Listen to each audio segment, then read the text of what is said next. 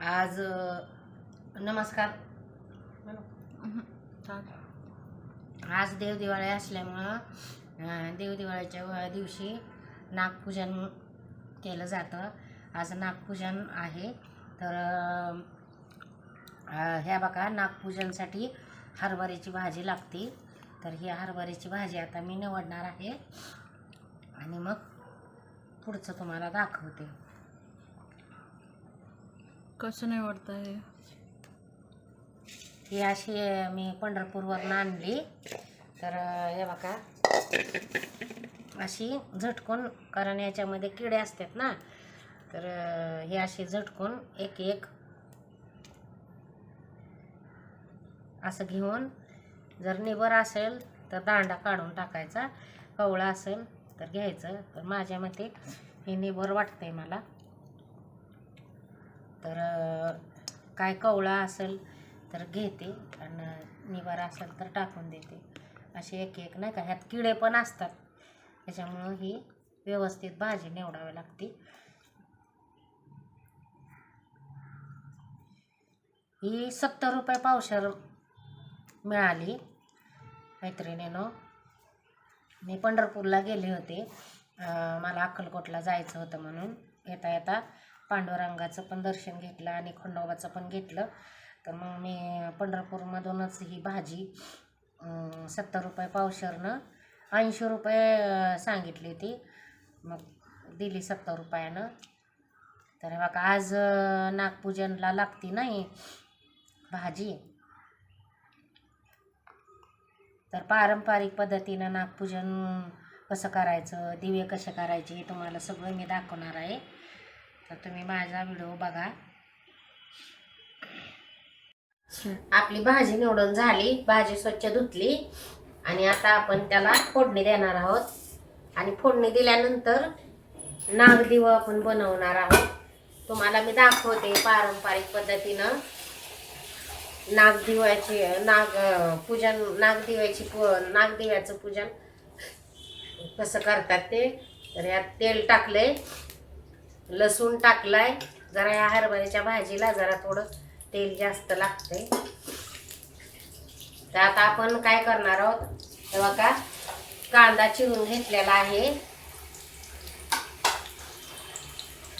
आलं लसूण बारीक करून घेतलंय मिक्सरला. त्या बघा, आता ही जरा ना लसूण आपला चांगला गोल्डन कलरचा झाला की मग आपण कांदा टाकणार आहोत. कांदा टाकून कांदा चांगला भाजून गुलाबी कलर होईपर्यंत कांदा भाजून घेणार आहोत. त्यानंतर मग आपण भाजीला फोडणी देणार आहोत. ही हरभऱ्याची भाजी खायला खूप छान लागते, टेस्टी लागते.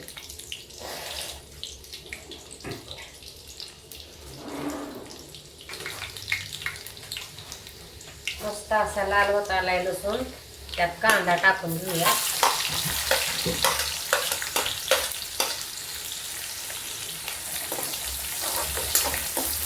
लसणाचं आणि कांद्याचं दोन्ही मिळून ही भाजी खूप खूप टेस्टी लागते खायला, एकदम चवदार.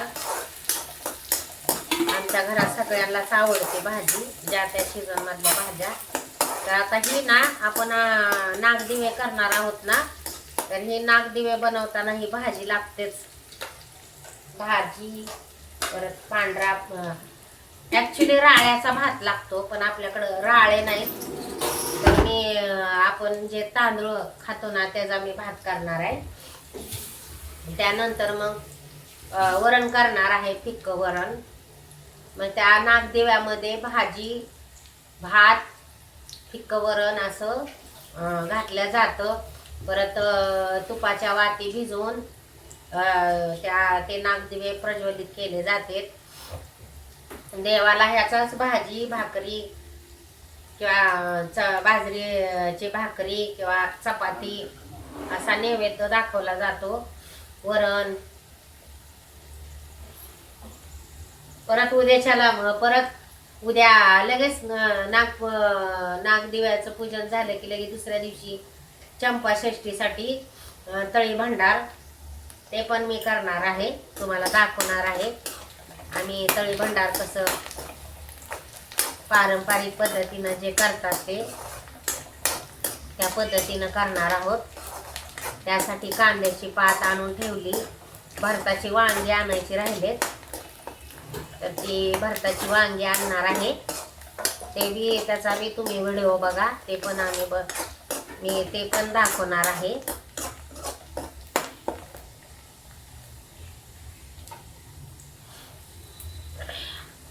जितका आपण आपल्या कुलदेवतेचं आपण त्यांना मान सन्मान देऊ, त्यांची पूजा अर्चा करू, तेवढा आपल्या घरामध्ये सुख शांती समाधान मिळते.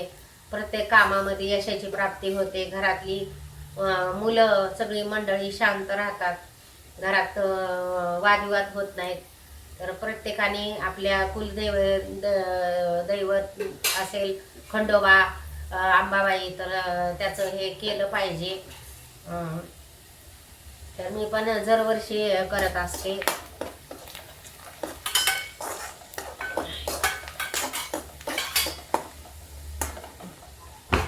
सगळ्यांचं आरोग्य चांगलं राहतं. तर ह्याला मी आता आपला कांदा पण भाजून झालाय, त्या भाजीला मी फोडणी देते.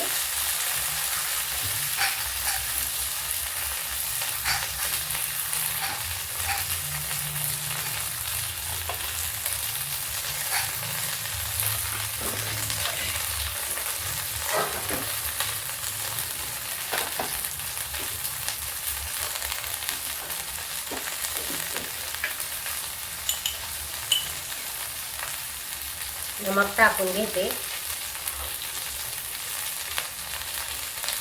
तुम्ही ह्या भाजीमध्ये मुगाची डाळ टाकू शकता किंवा शेंगदाण्याचं पीठ टाकू शकता. आता मी ह्यातमध्ये मुगाची डाळ टाकणार आहे. हे आलं लसूण फिरवून घेतलेलं ते टाकलं आहे. त्याला हलवून घेऊया. मग सांडशी दिसते का मला?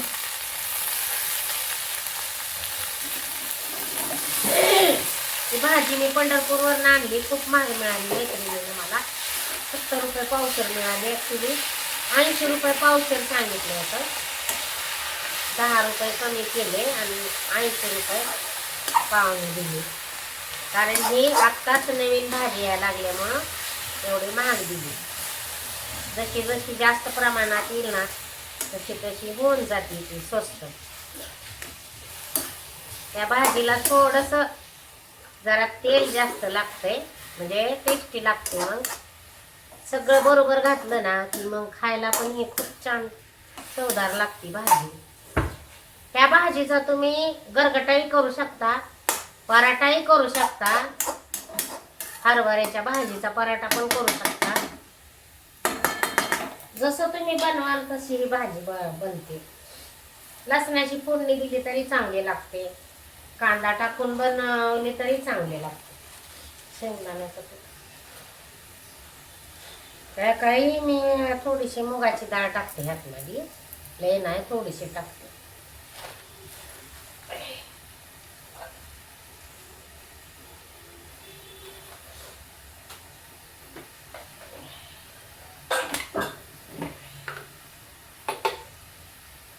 जसे आपण बनवू ना तसं याला एक टेस्ट येते. लय नाही टाकायचं, थोडं थोडं टाकायचं अगदी, नाहीतर त्या भाजीची चव जाते सगळी, कळत नाही. मग थोडं थोडं अगदी टाकायचं, लय लय लय लय नाही टाकायचं. नुसती शेंगदाण्याची लसणाची फोडणी शेंगदाण्याचं कूट टाकलं तरी ही भाजी एकदम चवदार लागते खायला. माझ्या घरामध्ये सगळी जण आवडीनं खातात. मी पंढरपूरवरनं काय कुठल्या कुठल्या भाज्या आणल्या तुम्हाला सांगते. माझी मुलं काय पण म्हणजे तिकडचं एखादा नवीन भाजी न बघण्यात असलेली ती जर आणली ना आणि ती जर बनवली, ती जर त्यांना लागली चांगली, ती नेक्स्ट टाइम सांगतातच की हे आण म्हणून. तर मी आवडीनं खाते म्हणून नाही का घेऊन येते. आता हे आपण शिजू घालूया, म्हणजे यातली डाळ शिजली पाहिजे आणि भाजी पण चांगली शिजली पाहिजे. आता आपण भाजीला फोडणी दिलेली आहे. आता आपण नागदिवा कसं करायचं ते तुम्हाला दाखवते पारंपरिक पद्धतीनं. आता आपण नागदिवे करणार आहोत. तर मी नागदिवे करण्यासाठी ना गुळ पाण्यामध्ये विरघळण्यासाठी मी पातेलं ठेवलंय आणि त्या पातेल्यामध्ये पाणी वाटणार आहे. जेवढं पीठ नागदिवे मळण्यासाठी घेणार आहे ना तेवढंच पाणी मी गुळ विरघळण्यासाठी घेणार आहे. एका गुळ घेतलाय. तर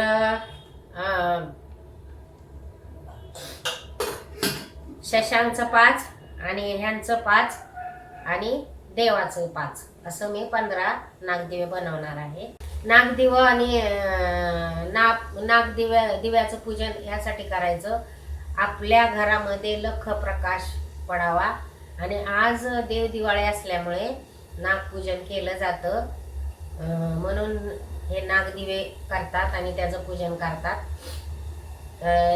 आपल्या घरामध्ये प्रकाश पडावा, उजळून निघावा आणि प्रकाशासारखं आपले घर भरावं, आपल्या प्रत्येक कामामध्ये यशाची प्राप्ती व्हावी म्हणून आपण हे करत आहोत.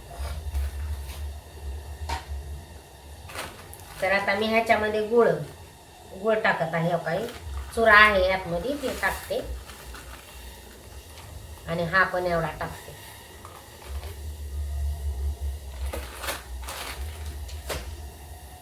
आता ह्यात कुणी इलायची टाकतं, बडीशेप टाकतं. आता माझ्याकडं मी फक्त गुळच टाकते. विलायची बडीशेप असलं काय टाकत नाही. मी फक्त गुळच टाकते. तर 20 दिवे बनवायचे म्हणल्यावर नाही का मी जरा मोठा भांडं घेत आहे.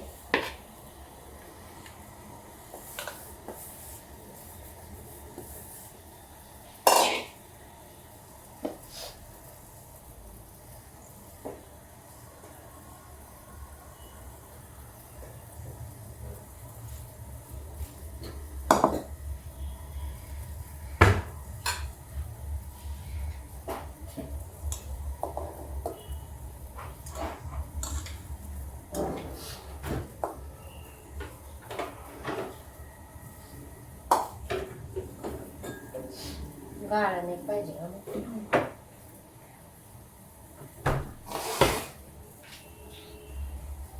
याच्यामध्ये ना नमक टाकून घेते.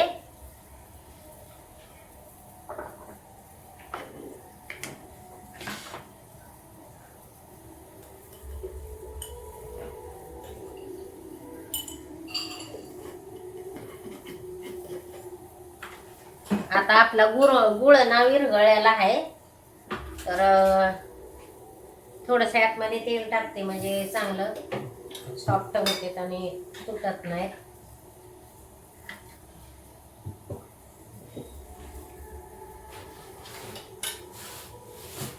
तर आता आपला गुळ विरघळलेला आहे.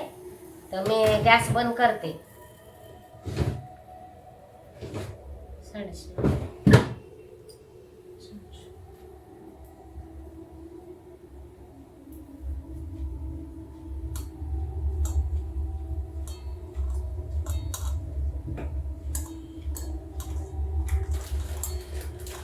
आपण हे नाही का जसं जसं गाळून घेणार आहोत. त्यात कचरा बिचरा काय असेल तर नाही का निघून जाईल. एकदम सगळं नाही वतायचं, हळूहळू वतायचं. देऊ का दुसरा? हे आहे की पुसून देते.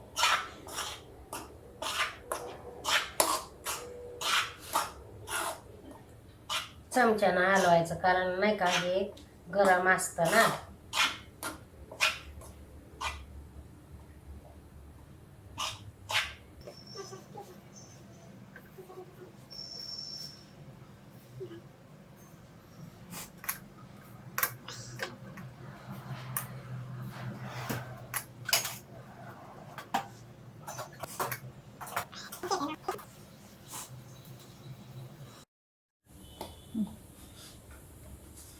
तेव्हा का असं पीठ मळून घ्यायचं गुळामध्ये, गुळ घालून गुळाचं पाणी करायचं.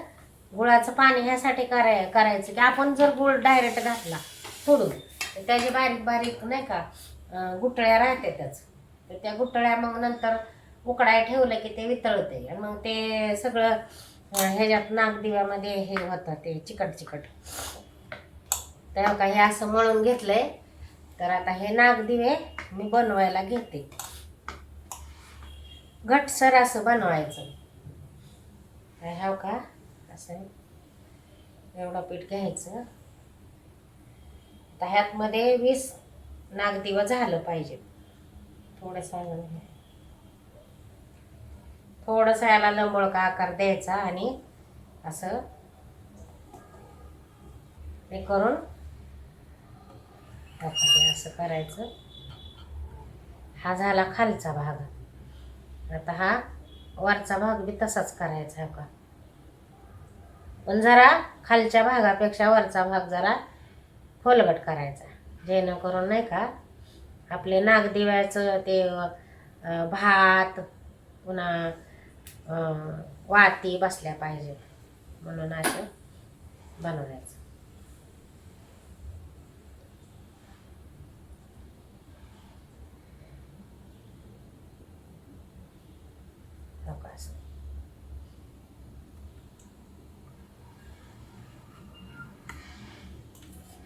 पद्धतीनं बनवायचं. तर अशा आपल्याला 20 नागदेवी करून घ्यायची.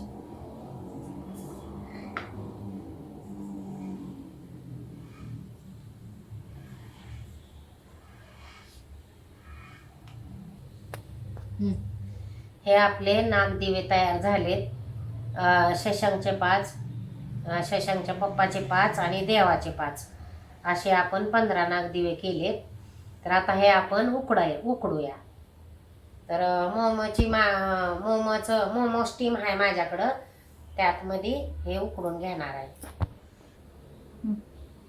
आता आपण नैवेद्यासाठी भाकरी पण बनवणार आहोत आणि चपाती पण बनवणार आहे. एक भाकरी आणि एक चपाती असं नैवेद्याला घेणार आहे. आणि आता मी भाकरी करायला घेते. पीठ फ्रीजमधून काढले, ते थोडंसं टेम्परेचरला येते तोपर्यंत भाकरी करून घ्यायच्या.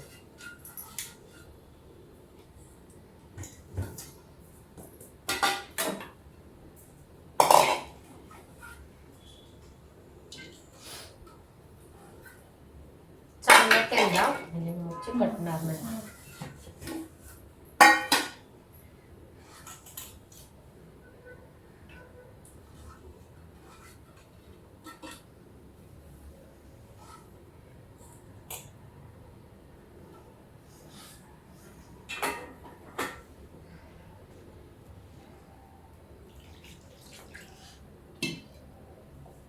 बाजरीची भाकरी थंडीमध्ये खावी चांगली असते, पौष्टिक असते.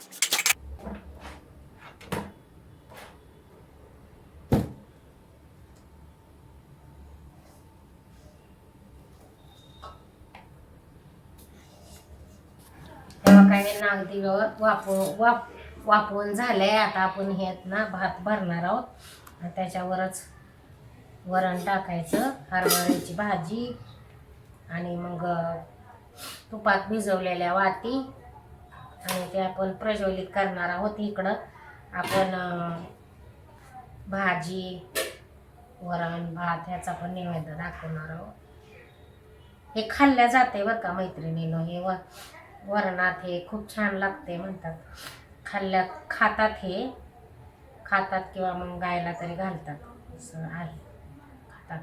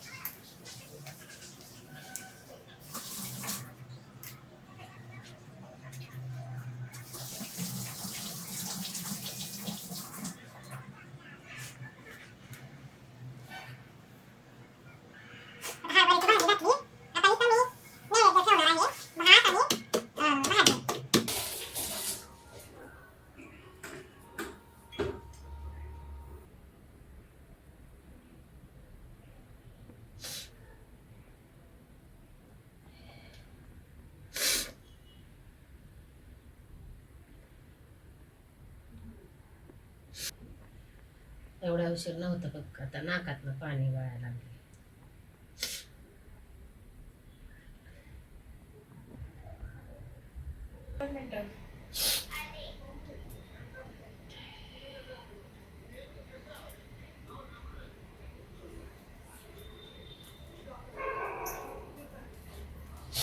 मागच्या लावून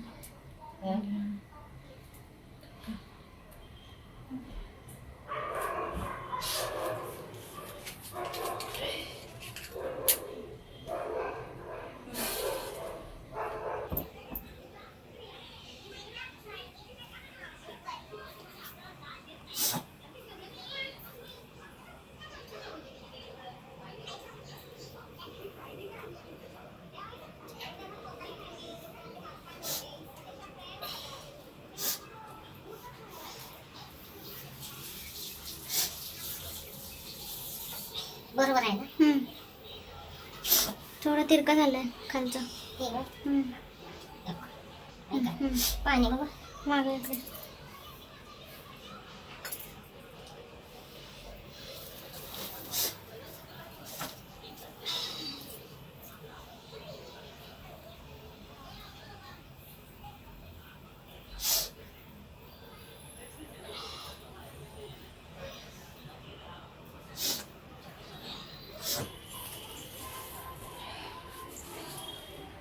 पूजन दिवे प्रज्वलित केले, नैवेद्य दाखवलाय. भात वरण गुळाचा वरती खडा, हरभऱ्याची भाजी आणि नागदिवे प्रज्वलित केलेत बघा.